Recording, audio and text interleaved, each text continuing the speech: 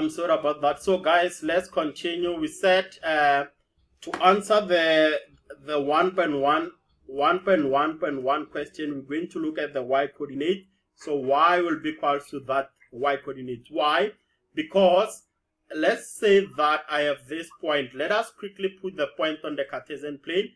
-8, so the x is -8. So let's say that I have -8 here, which is somewhere here. Then that is the x. Then I have the y coordinate as 3. So I know that the y coordinate is +3. We have 3 somewhere there, so the point is somewhere here. So if this is point K, this point, it has what? It has -8 and what?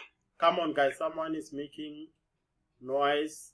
I'm not sure who's that person. So, guys, what I'm going to do now is that if they want the horizontal line that is passing through this point, it will be this line where y is equal to 3. And when they want the vertical line that is passing through that point, it will be x is equal to -3. So, sorry, -8.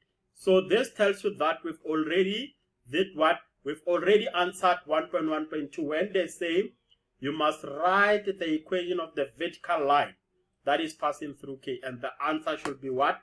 X is equal to 8. So that is the answer for 1.1.2.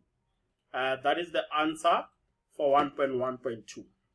Okay, let's quickly write this down.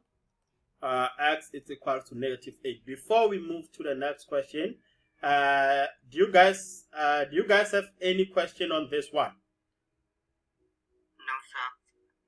Okay, thank you very much for confirming that. Ria, do you understand how to solve this problem? Yes, sir.